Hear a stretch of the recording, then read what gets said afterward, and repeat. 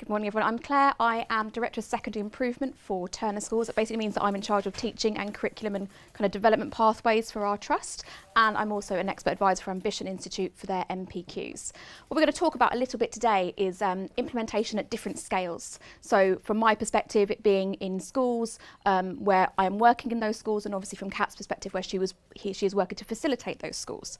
So what we wanted to kind of start with is some of the reasons why things can go wrong. So firstly, so often when we have these great new ideas in education, they quite quickly end up on that kind of recycling pile of education ideas because when they land in schools, they're not quite the same as what is originally intended. And we're both really strong believers that one of the reasons for this is that we can sometimes talk a lot about what we're going to do in schools. So what are we going to do? We're going to bring in instructional coaching. What are we going to do? We're going to do knowledge organisers. We're going to do retrieval practice. But there's often not enough time spent on how we're going to do those things, and most importantly, why we're going to do those things. And actually, if we don't get to the heart of the how and the why, the what is likely to not work. And so what we're going to talk about a little bit today is how we can get the how right and how we can influence the why. So what do we know about teaching and teachers? We know that actually teacher learning isn't really much different to pupil learning. You will have, I'm sure, have found that if you don't look at something for a long time, you have to refresh your memory to look at it again. Or that actually we learn better when we aren't given lots and lots of information all at the same time.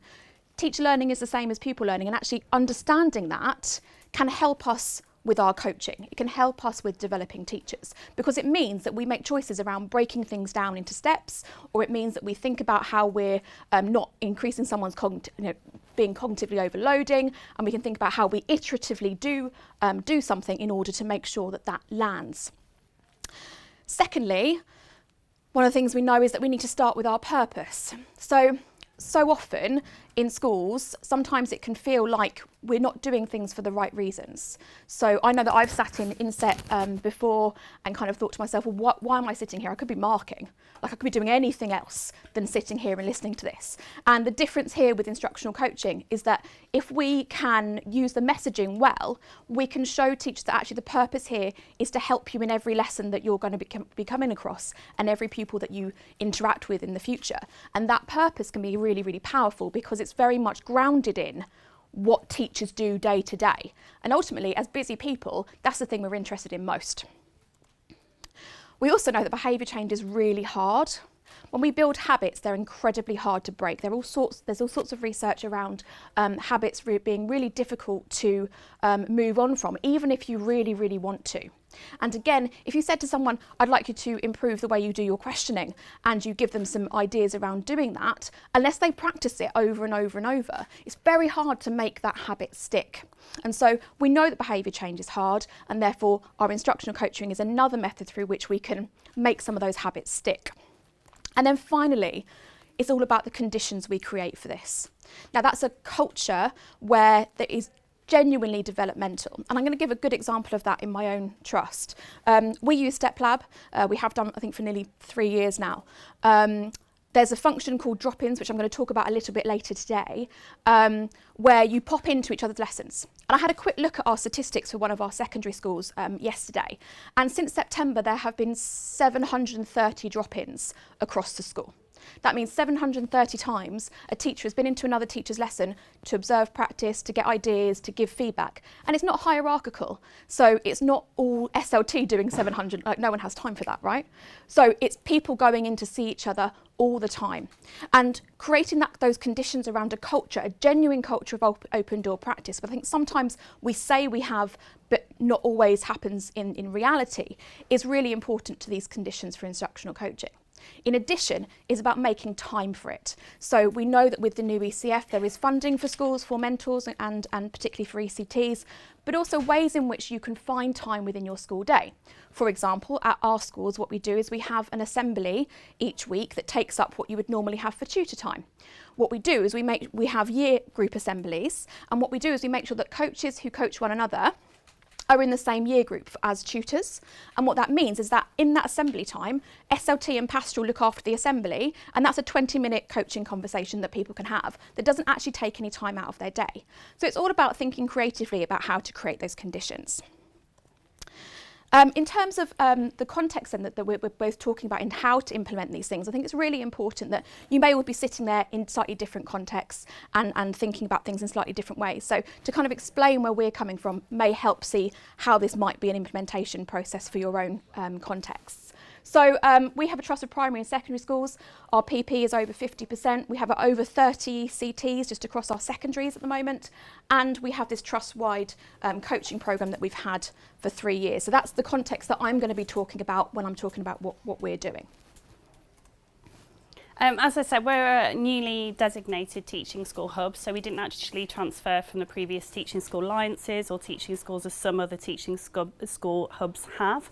At the moment, we currently have over 250 ECTs and mentors as of September this year, undertaking the ECT programme for the first time. And for many of those schools, across that designation of 195 schools, we've got ECTs where perhaps there's one ECT and one mentor working in a very small, perhaps one form entry school, all the way through to our larger multi-academy trust. So it really is dealing with the process of implementation and supporting those schools who have very, very diverse challenges in terms of even just the logistics and creating the infrastructure to enable that protected time to take place for their early career teachers, as well as a real diverse range of mentors. And Claire's going to talk a little bit about how this lands in schools shortly. But our kind of range of pitch for mentors has been something that as a teaching school hub we've had to be continually mindful of. We've got mentors ranging from year 3 of their teaching career all the way through to over 25 years experience of mentoring, but mentoring not necessarily using an instructional coaching model, and that obviously has implications for our rollout and our ongoing support. And as I say, I'll talk a little bit later about what that looks like.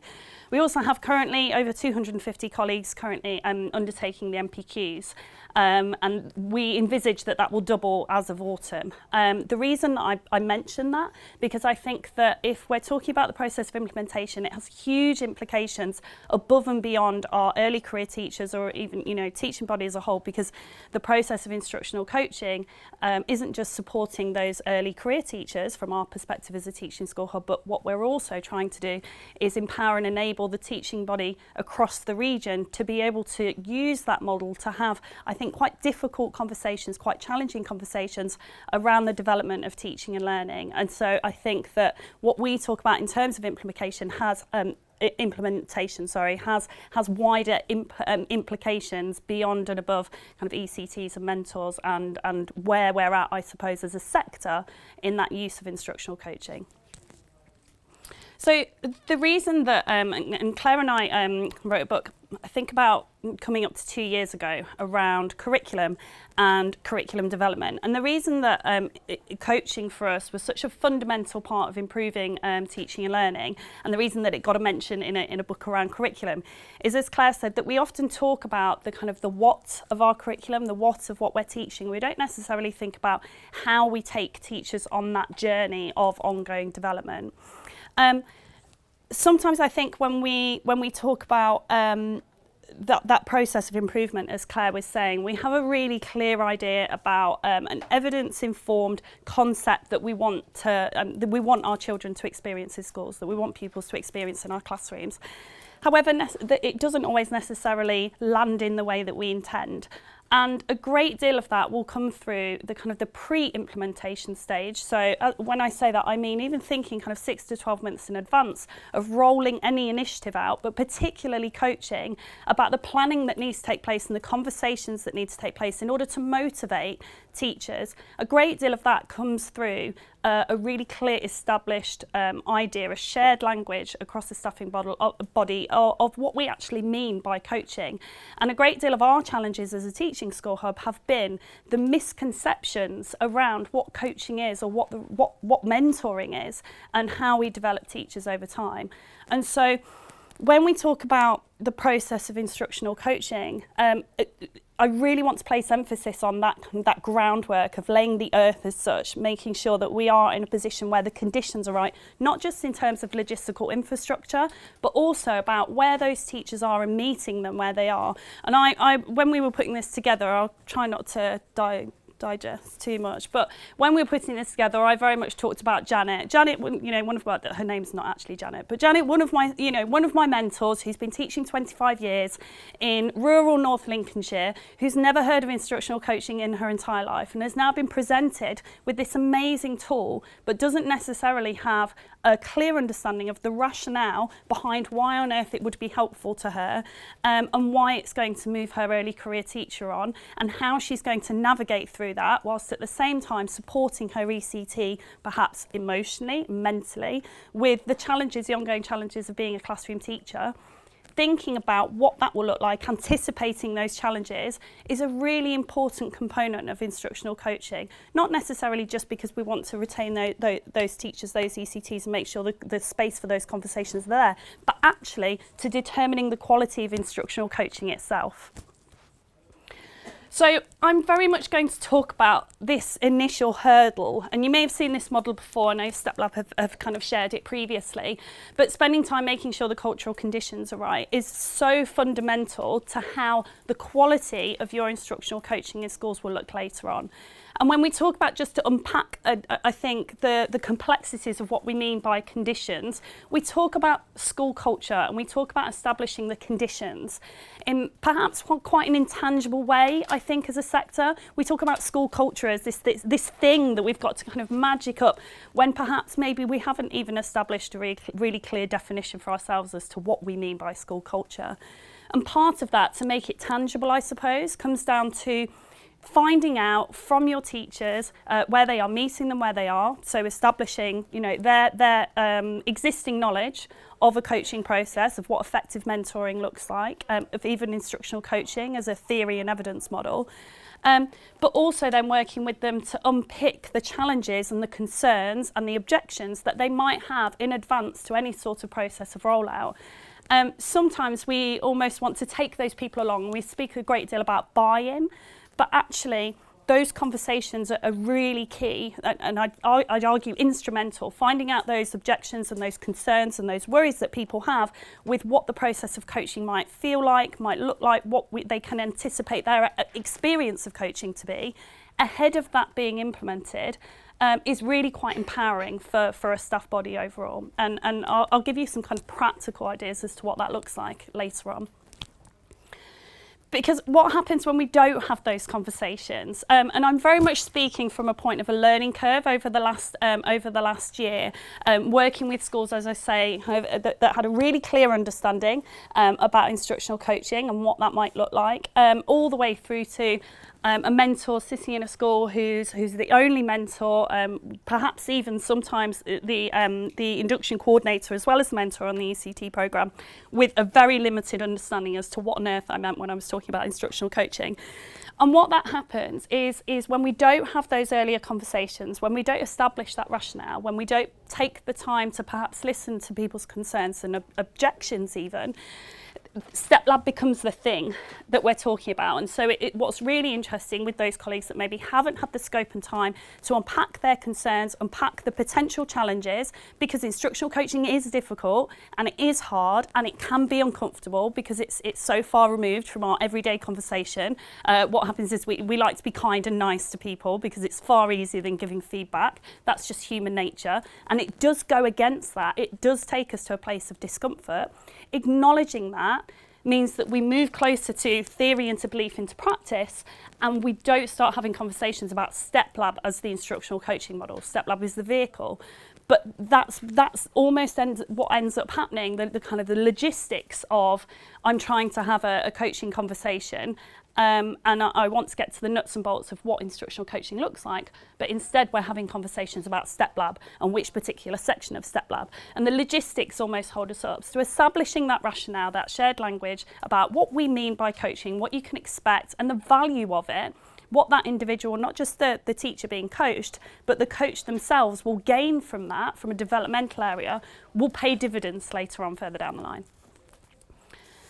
Because understanding that rationale, and it's really clear where it comes from. We're at a really exciting point, I think, in terms of teacher development, but it doesn't come without its challenges, because what we're doing is taking teachers from a point where mentoring didn't really have a clear, defined kind of place in schools. If you were mentored as a new teacher, it looked very, very different from one school to the next. You could be 5 miles down the road and one person is having an entirely different experience when it comes to being coached than the other. And you know, and there's a sense of duty of what we're actually, you know, that duty of care for new teachers. So how we monitor the progress of new teachers is changing. That kind of experience, as I say, of mentoring and what we mean by coaching and mentoring, even more of what observation means. It's such a thankful, I think, relief, and I hope that everybody in the room shares that we're moving away from a performance management model where somebody pops into your room twice a year and that's the snapshot, that's their understanding of what you do as a teacher. And instructional coaching enables mentors and, you know, indeed teachers beyond that to have that experience of you know, very repeatedly snapshots. That kind of over 700 figure is really reassuring to me that we're moving further away from that model, but that does mean taking people on a journey. Yeah, go on. Yep. Part of that journey, and if I don't know if anybody's seen this before, Vivian Robinson is absolutely fantastic at making tangible those conversations and that sense of buy-in and what we mean by buy-in. So I'm kind of going to discard buy-in, and instead we're going to talk about this theory of action. Now, if you imagine the kind of the teacher in your mind that is the most resistant to instructional coaching as a concept that you can. And they have very valid reasons, because they're potentially the same person that had a really poor mentoring experience. They're potentially the person that's become that person in schools that's constantly mentoring all the new teachers and has, you know, 6 or 7 early career teachers, ITT, that they have to meet with every week with absolutely no time to do it. And then all of a sudden, the early career framework has come along, and it's a blessing, but they maybe don't necessarily recognise it as such, because they've almost got all of the hang-ups that have come from looking after multiple teachers with multiple different needs and having to navigate their own way through it. Part of the process of implementation is having that conversation between the school leader and that teacher so that they can understand and engage with the rationale behind instructional coaching. Because if we don't do this, what then happens is that we have compliance rather than buy-in. Now, buy-in is through the value of instructional coaching. So if we're having that conversation to say, actually, this is fantastic because for the first time you have protected time with your ECT. For the first time, you have a really clear model where you're not having to give 4 or 5 pieces of feedback from an entire lesson, and that poor ECT is completely cognitively overloaded by the fact they've got to look at various different things and try to build them to a level of automaticity. You don't have to do that anymore. We can actually give really valuable granular feedback. If we're having all of those conversations with our coaches at an early point, prior to even implementation, that's going to be so powerful, not just in terms of how that individual teacher feels, in terms of working with them rather than doing to them, but also their understanding of what instructional coaching can do. Because, next slide, I believe, because then these questions are far easier to answer. And we move away from superficial compliance of instructional coaching and maybe not necessarily really understanding the underpinning mechanisms of coaching itself and the value that it can add, not just for the teacher being coached, but for the coach themselves, and that ability to have difficult, challenging conversations that we actually really need in order to improve. But it also means that they develop a deeper understanding of the instructional coaching process and the value that it can add. So it doesn't just mean that we have better working professional relationships in schools, but it means that our coaches are really empowered. And if we're thinking ahead in terms of recruitment and retention and a succession plan, those individuals will become our school leaders in the future. And they'll be far better equipped to be able to have really challenging, tough conversations with teachers about what they see in the classroom and actually how it might get better. So we can establish that the mentor's role is really important, and then how we get buy-in from those mentors is going to be crucial to what we do. But we also need to think about who our mentors are as well. What are their mentor models? What do they know about teaching that can help them to support our teachers? Now, there can absolutely be teachers who are fantastic in the classroom, but they are unconsciously competent. And that basically means that they might be really, really great in the classroom, but it's unconscious. I remember having a conversation with a teacher where I said, your questioning is amazing. Like, how do you work that out? She said, well, I just do it. I just do it. And that's great, but what if you're trying to tell someone that hasn't got that mental model how to do that, what that looks like? And so actually where you really want to be is your mentors to be consciously competent, that they can actually take someone with them because they know what it is that they do and they know how they do it. And that's vital because there's only so much kind of mechanisation that Steplab can do. So whilst, of course, you can see here, I'll give this example here actually very quickly. You can see there's a situation. I'll let you read that for a moment. Can you read it at the back? Can you see that at the back? So this is a teacher who has given an explanation, but actually it's quite confusing, that explanation, and the complex vocabulary is not really necessary. And you've got an action step. And this action step can come straight out of Steplab perhaps. But actually what the teacher needs is probably more than that. And it needs a mentor who can break that down far more. And the best way to do that, and I'm going to go back for a second, is that the teacher needs to see what success looks like, what the gap is between what they're doing and what they need to be doing, and that they can describe what that is. And then the coach needs to be able to model that, model what's effective, model what isn't effective, and help with that gap criteria. And one of the ways that we sometimes talk about this when we're doing coaching, because these are about conversations, not almost, about reading through a screen, is if you think about what you're doing in a scale of 1 to 10. So if you imagine your explanation is at a 10, what does that look like? So let's think then back to the explanation that you've just given in this classroom. Whereabouts is it on that scale? Say it's a 6. Okay, so what is it that we need to do to get it from a 6 to a 10? And that's the conversation that gets you to seeing what success looks like, seeing what the gap is, and then being able to move into that really important part where the coach is modelling what is and isn't effective and bringing that gap criteria to life.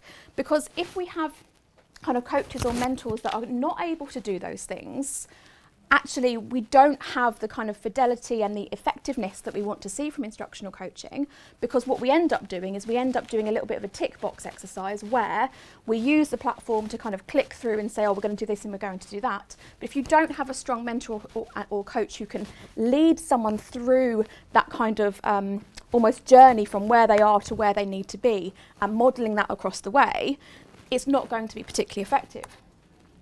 Which is why there are lots of different models that you can use with your mentors or coaches to kind of really help them in their training.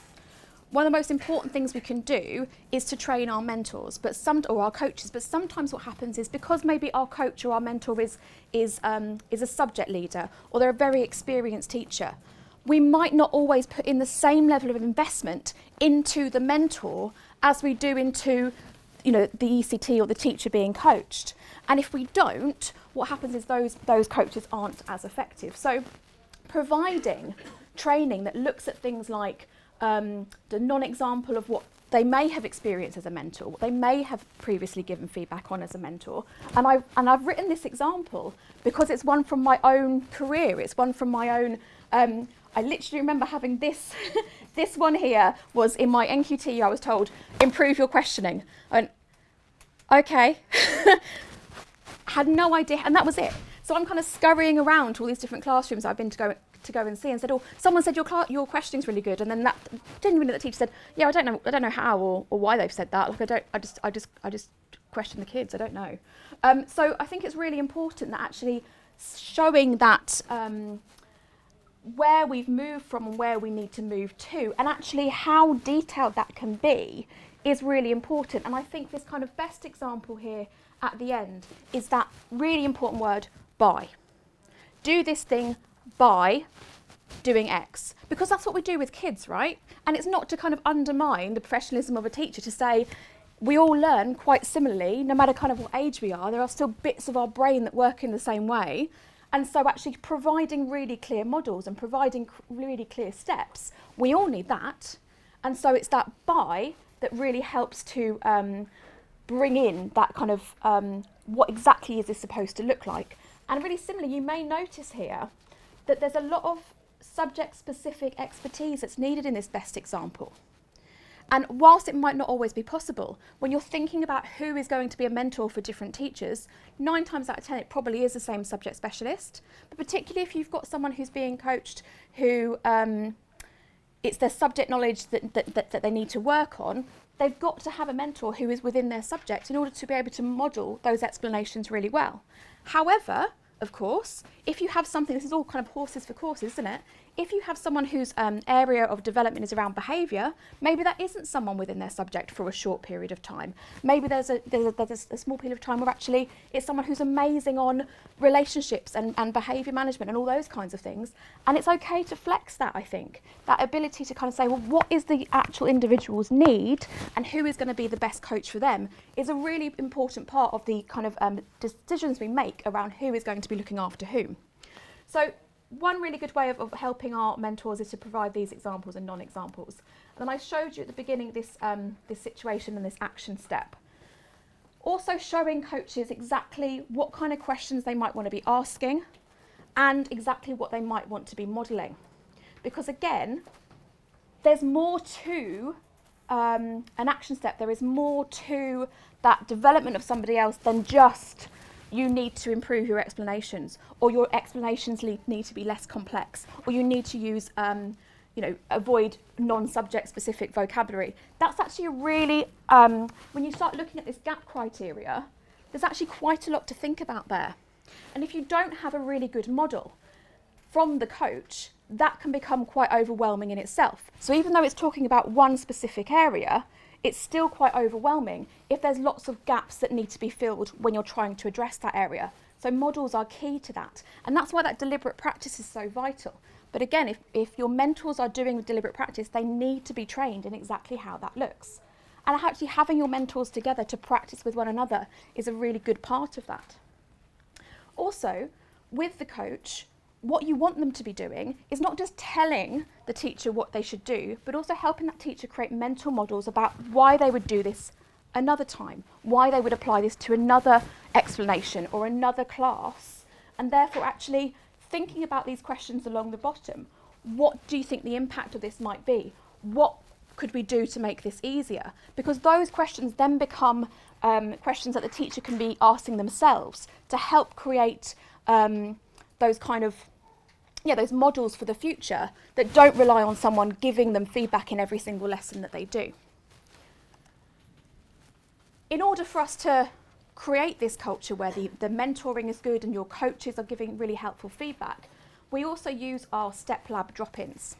Now, I wanted to show you these because it's all about, we talked earlier about how we create the culture for this, that it's not just about ECTs who are being coached, it's about how we can do this at scale, how we can look at this as a whole school. And so what we did is we said that in terms of that feedback that you give, we needed to again train anybody giving feedback. And that includes ECTs, trainees going into someone's room. It's training them too in the kinds of things they might be looking for and the kinds of things that they might want to comment on, not just for their own development, but for somebody else's as well.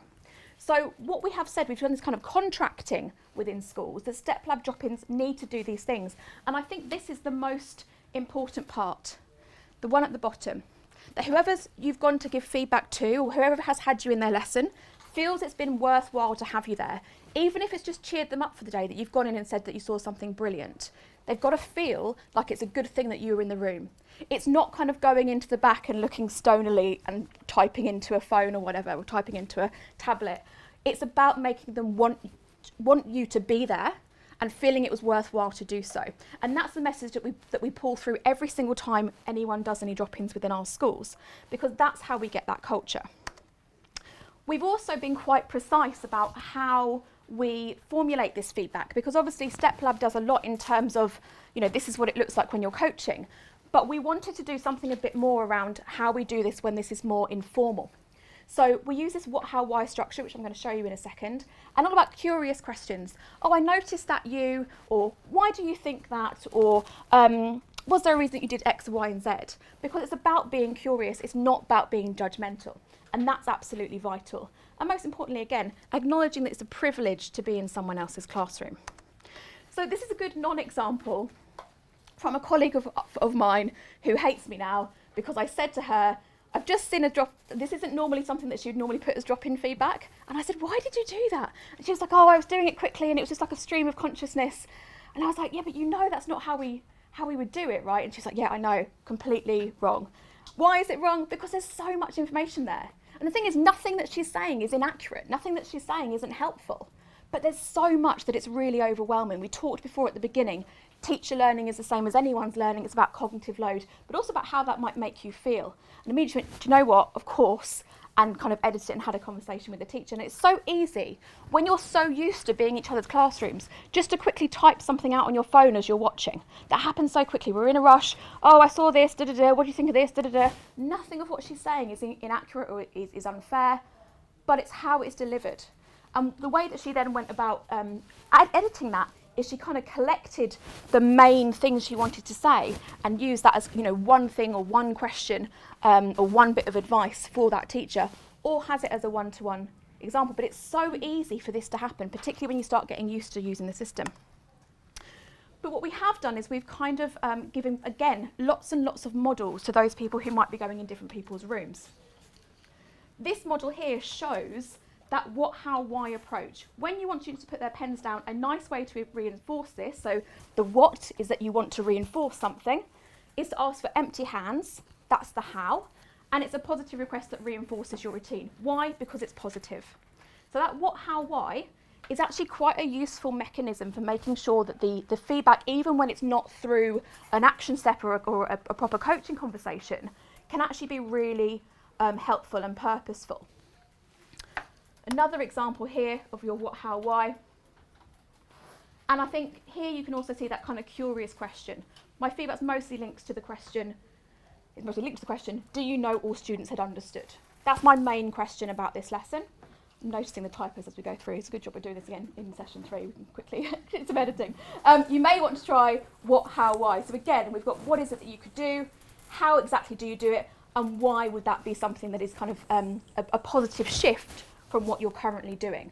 And again, it's about, if you want to do this with some fidelity, if you want this to make an impact, it's making sure that everyone has the training and the models at every single level. And that's me. Done. Yeah, so just coming back to what that might look like at a macro scale and just build on some of the challenges that Claire's highlighted there. One would be this kind of move, I think, from a traditional lesson feedback where perhaps it would be that non-example of giving 3 or 4 various different points.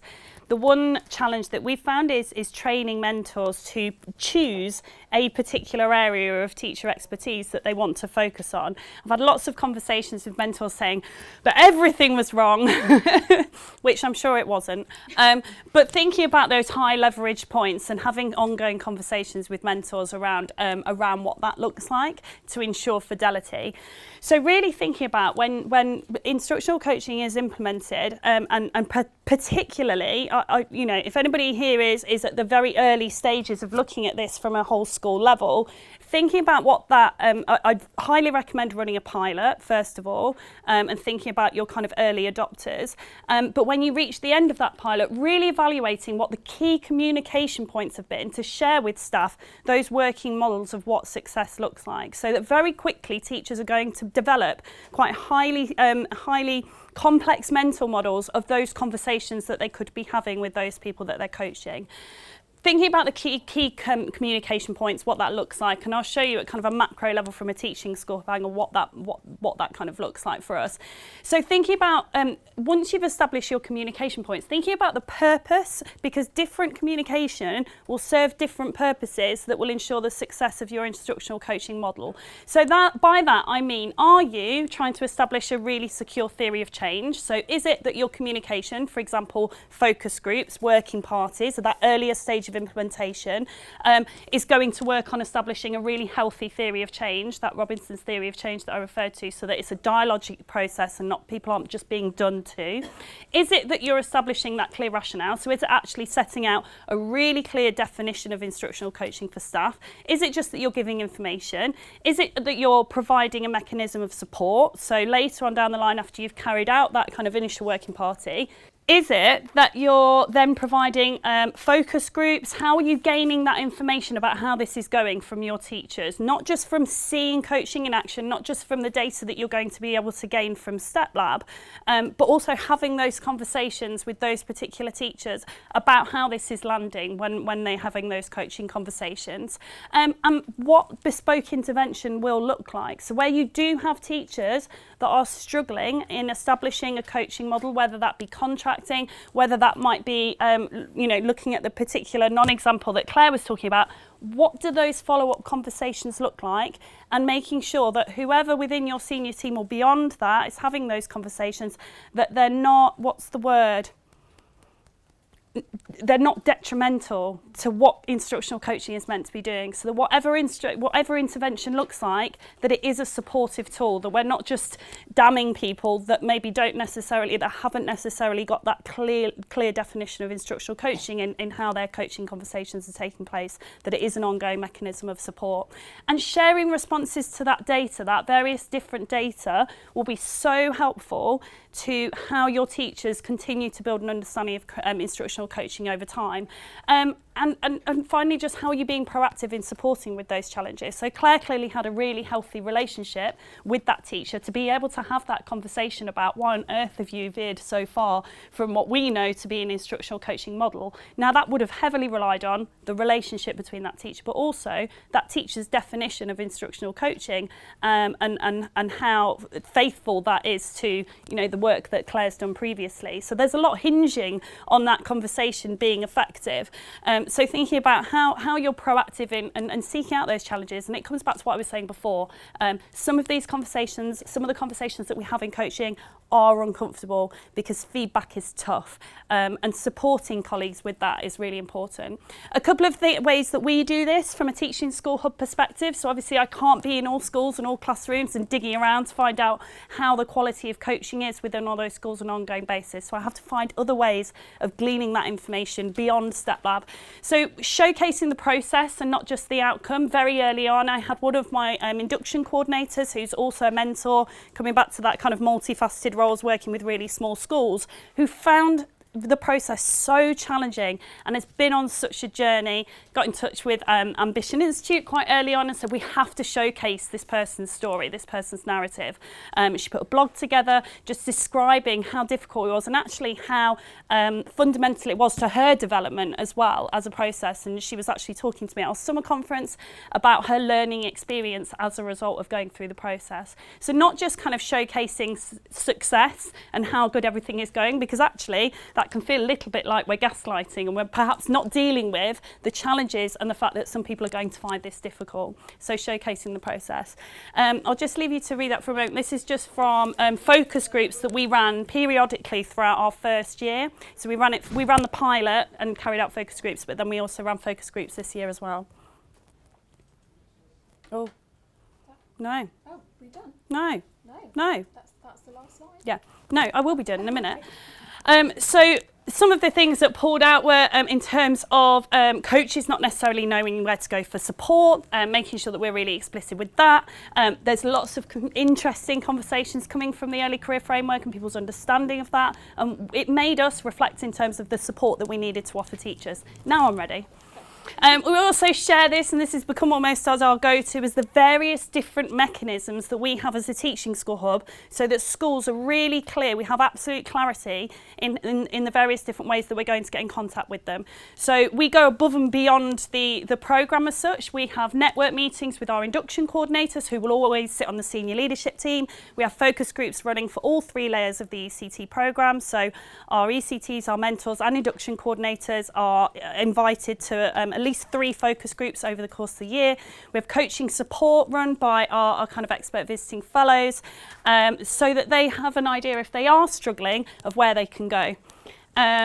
Next one, is it you? Yeah, just before you do your shameless plug from me, we're actually just building on what Claire was saying about the need for subject specificity. We're running, as a Teaching School Hub, a national maths ECT pilot in partnership with Ambition Institute, September onwards. So if anybody does have maths ECTs in their setting, I'd love to have a conversation with you. It's an externally funded pilot. You'll be nationally recognised on the evaluation report that's being commissioned. Yeah, just have a chat with me. My email is on the last slide. And obviously I talked about how we support our teachers, how we support our mentors. This is how we do it. This is an internal instructional coaching course that we have across the trust, that we have people come along to at different levels of their career, different stages of their career. They don't always come to all 3 sessions, they come to some or the other. We are from September opening this up for free to anybody who wants to join, either in person or virtually.